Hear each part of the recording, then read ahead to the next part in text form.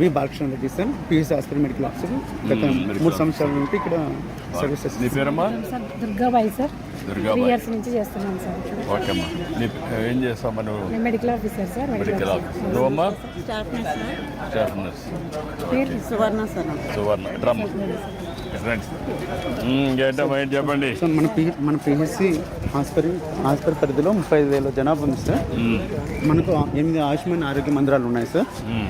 మనకు యావరేజ్గా రోజుకి 70 నుండి 80 ఓపీ నమోదు అవుతుంది సార్.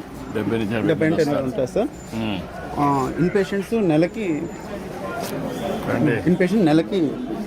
100 మంది పైన పైచీలు అవుతాయి సార్. అడ్మిషన్స్ అవుతుంది సార్ మనకు 100 మంది సార్ ఇన్పేషెంట్.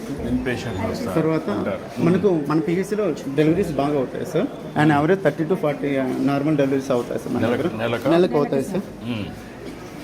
తర్వాత ఆవరేజ్ ఒక డెలివరీ ఉంటుందా? 30-40 అంటే ఒకటి కంటే ఎక్కువ ఉంటాయి. యాక్చువల్లీ మనకు సంజీవిని సర్వీసెస్ 1 week నుంచి మనం ఇస్తున్నాం సార్. ఓకే. దాని గురించి ఇక్కడ రిసెప్షన్ అయ్యేది దగ్గర ఇక్కడ నుంచి కోఆర్డినేట్ చేస్తారు. ఓకే. నువ్వు గవర్నమెంట్ నుంచా ప్రైవేట్ నుంచి వచ్చేప్పుడు? గవర్నమెంట్ ట్రైనింగ్ అయ్యావు. Okay sir. So with your permission మనకు ఈ పాఠంలో కేస్ ప్రజెంటేషన్ ఉంటుంది సార్. అవర్ డిప్యూటీ నమస్కారం అమ్మా. నమస్తే అమ్మా. రండి కూర్చోండి. ఏం చెప్పండి. సత్యవతి డాక్టర్. ఎక్కడమ్మా? డిఎంహెచ్ఓ. Deputy DMHO. ఓకే. ఈరోజు ఒక లెర్నింగ్ సెషన్ సంజీవని ప్లాట్ఫామ్ మీద లెర్నింగ్ సెషన్ ప్లాన్ చేశాం సార్. ఎక్స్చేంజ్ ఆఫ్ నాలెడ్జ్ కూడా ఉంటుంది సార్. దీంట్లో పార్టిసిపేట్ చేయడానికి గైనకాలజిస్ట్ ఉన్నారు, పిడియాట్రిషియన్స్ ఉన్నారు, అలాగే మెడికల్ ఆఫీసర్స్ ఫ్రమ్ 7 PHCs ఉన్నారు సార్. వాళ్ళు కూడా వాళ్ళ experiences same kind of experiences face చేశారు. సో దీనికోసం ఈ ఒక కేసు గురించి డిస్కస్ చేయాలనుకున్నాం సార్. ఇది ఒక కాంప్లికేటెడ్ డెలివరీ కేసు. హాస్పిటల్ PHCలో మా డాక్టర్ బాలకృష్ణ గారు డెలివరీ చేసి మదర్ని బేబీని ఇద్దరికి సేఫ్గా డిశ్చార్జ్ అయ్యేటట్లు చేశారు సార్. యాక్చువల్లీ జూన్ ఈ కేసు రీసెంట్గానే జరిగింది సార్. జూన్ 12వ తారీఖున ఒక 9 నెలల గర్భవతి కడుపు నొప్పిగా ఉంది అని రాత్రి పూట వచ్చింది సార్ ఇక్కడ PHCకి.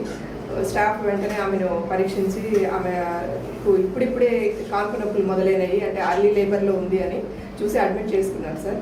ఆ సమయంలో ఆమె కండిషన్, బిడ్డ కండిషన్ అంతా బాగుంది సార్. తర్వాత ఆమెకు గ్రాడ్యువల్గా మెల్లమెల్లగా కాన్పు నొప్పులు ఎక్కువ అవుతూ వచ్చినాయి సార్. 12 గంటల సమయంలో ఆమెకు మెంబ్రెన్స్ రప్చర్ అని చెప్తాం సార్, అంటే ఉమ్మనీరు బయటకు వచ్చింది. సో ఆ ఉమ్మనీరు మామూలుగా అయితే కలర్లెస్ ఉంటుంది సార్, ఆ లైట్ పేల్ ఎల్లో కలర్ ఉంటుంది. కానీ ఈమెకు గ్రీన్ కలర్లో ఉంది సార్. అలా గ్రీన్ కలర్లో ఎప్పుడు వస్తుంది అంటే పుట్టబోయే బిడ్డ తల్లి గర్భంలోనే మోషన్ పాస్ చేస్తే అప్పుడు గ్రీన్ కలర్ అయిపోతుంది సార్. ఒకవేళ during the process of delivery ఆ బిడ్డ ఆ నీళ్లు మింగితే వెంటనే ఏడవలేదు, మళ్ళీ ఊపిరి తీసుకోవడం కూడా కష్టంగా ఉంటుంది సార్. సో ఇట్లా పరిస్థితిలో మామూలుగా అయితే PHCలో డెలివరీ చేయడం కష్టం సార్, ఎందుకంటే బేబీకి పీడియాట్రిషియన్ కేర్ కావాలి కాబట్టి. సో మామూలుగా అయితే రెఫర్ చేస్తారు సార్. కానీ ఈ పర్టికులర్ కేసు రెఫర్ చేయడానికి టైం లేదు, ఎందుకంటే తల్లికి చాలా ఎక్కువ నొప్పులు వస్తున్నాయి, తొందరగా డెలివరీ అయిపోయే ఛాన్సెస్ ఉన్నాయి. సో అందుకని డాక్టర్ బాలకృష్ణ రిస్క్ తీసుకొని ఇక్కడే డెలివరీ చేద్దాము అని నిర్ణయించుకొని ఫస్ట్ అంబులెన్స్ కాల్ చేశారు సార్. సో తర్వాత ఒక 15-20 నిమిషాల్లోనే డెలివరీ అయిపోయింది. డెలివరీ అయిపోయినాక బేబీ హార్ట్ బీట్ ఉంది కానీ ఊపిరి తీసుకోవట్లేదు, వెంటనే ఏడవలేదు. సో డాక్టర్ గారు వెంటనే రియాక్ట్ అయిపోయి బేబీని తీసుకెళ్ళి వార్మర్లో పడుకోబెట్టి ఒక నాసోగ్యాస్ట్రిక్ ట్యూబ్ అని ఉంటుంది సార్, ఆ ట్యూబ్ ముక్కులో నుంచి వేసి ఆ బేబీ మింగిన ఫ్లూయిడ్ అంతా బయటకు తీశారు. అలాగే యాంబూ బ్యాగ్ అని ఉంటుంది, యాంబూ బ్యాగ్ పెట్టి రెస్పిరేషన్ బేబీ ఊపిరి తీసుకోవడానికి హెల్ప్ చేశారు. అలాగే ఆక్సిజన్ కూడా కనెక్ట్ చేశారు సార్. ఇవన్నీ చేశాక మెల్లమెల్లగా బేబీలో యాక్టివిటీ వచ్చింది, అలాగే ఊపిరి తీసుకోవడం కూడా స్టార్ట్ చేసింది, కానీ ఏడుపు మాత్రం లేదు సార్. సో మేము దాన్ని అబ్జర్వ్ స్కోర్ అంటాం సార్ బేబీ యాక్టివిటీని. సో పుట్టినప్పుడు 2 to 4 ఉంది, తర్వాత ఈ యాక్టివిటీ అంతా చేశాక 4 to 6 అయింది సార్.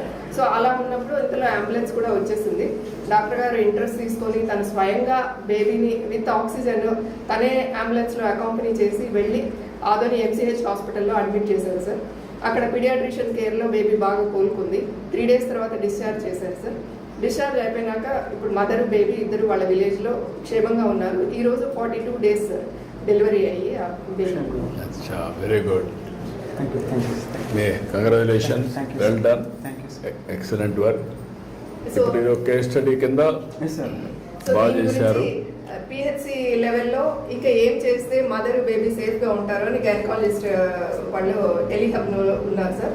వాళ్ళు వాళ్ళు మాట్లాడతారు సార్ కొన్ని. ఏంటమ్మా మీరు overall online, can you carry on now? Good evening, sir. I am Dr. Vishnu, sir, gynecologist, Government General Hospital, Karnal, sir.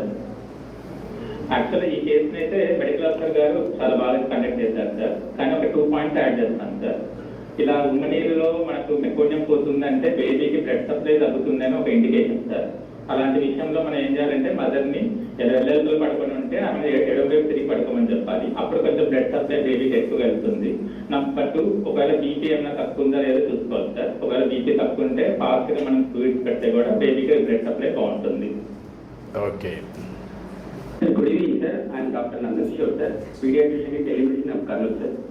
Particular గా ఈ కేసులో మనకు బేబీ అవుట్కమ్ 4వ రోజునే బేబీని డిశ్చార్జ్ చేయడం జరిగింది. అంటే కరెక్ట్ గా స్టెప్స్ చేయడం జరిగింది.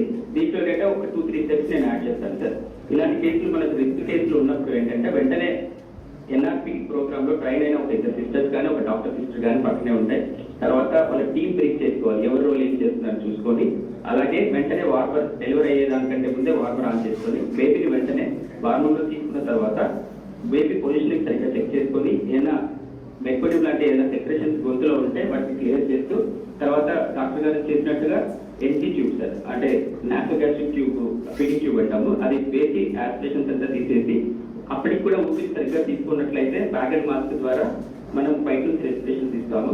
బ్యాగెడ్ మాస్క్ తర్వాత కూడా ఒకవేళ ఇంప్రూవ్ అవ్వకపోతే బ్యాగెడ్ ట్యూబ్ అంటాం సార్. గొంతులో ఎండోట్రేకియల్ ట్యూబ్ వేసేసి రెస్పిరేషన్ ఇచ్చి పంపిస్తాం. కానీ ఈ కేసులో అయితే డాక్టర్ గారు టైం స్టెప్స్ కరెక్ట్ గా చేశారు. అండ్ ఈ రోజు మనం బేబీ డిశ్చార్జ్ చేయగలుగుతాం సార్. కాబట్టి ఈ స్టెప్స్ అన్ని పర్ఫెక్ట్ గా జరిగాయి ఈ కేసులో. Okay. Then anybody wanted to say anything? ఇప్పుడు ది కేస్ స్టడీ ఫర్ అందరికీ బాలకృష్ణ గారు ఇమ్మీడియట్గా యాక్ట్ చేయడం, దానిపైన బేబీ సేవ్ కావడం, ప్రొటెక్ట్ చేయడం, ఎలాంటి డిజబిలిటీస్ లేకుండా దీన్ని ఒక టైమ్లీ యాక్షన్ వల్ల కానీ, అదే మరిగా తన రెస్పాన్సిబిలిటీ తీసుకోవడం కానీ, రెంటి వల్ల కూడా చాలా వరకు సేవ్ చేయగలిగారు. చాలా మంచి పని. దీనిపైన మీరందరూ వాల్యూ అడిషన్ ఇచ్చి ఇలాంటి నాలెడ్జ్ని కేస్ స్టడీస్ కింద తీసుకొని వాల్యూ అడిషన్ కూడా చేసి ఇంకా ఏం చేస్తే బాగుంటుంది అలాంటి సూచన కూడా ఇచ్చిన తర్వాత అవి కూడా అప్డేట్ చేస్తే రేపు ఎప్పుడైనా ఇలాంటి కేసులు వచ్చినప్పుడు దిస్ ఈజ్ ది నాలెడ్జ్ కంటిన్యూస్గా అప్గ్రేడేషన్ చేసుకోవడం. ఎవరికైనా ఇలాంటి కేసులు వచ్చినప్పుడు వాళ్ళు ఇమ్మీడియట్గా దీన్ని ఒక ఎగ్జాంపుల్గా తీసుకొని రెఫరెన్స్గా తీసుకొని వాళ్ళు కూడా యాక్ట్ చేస్తూ వస్తే further and further knowledge update అవుతుంది. One is global best practices తీసుకోవడం, అవన్నీ మనం స్టడీ చేయడం, దానిపైన మనం ప్రాక్టికల్గా టైం టు టైం యాడ్ చేసుకుంటూ ముందుకు పోతే the best way we can deliver results. I'm very happy. This is where ఈరోజు మీకు సంజీవిని ప్రాజెక్ట్ ఏంటంటే ప్రపంచంలో ఉండే నాలెడ్జ్ ఇక్కడికి తీసుకొచ్చి టెక్నాలజీ కూడా ఉపయోగించి టైమ్లీ హైబ్రిడ్ మోడల్లో ఒక పక్క ఫిజికల్, ఒక పక్క వర్చువల్ ఇలాంటి కన్సల్టేషన్స్ పెట్టుకొని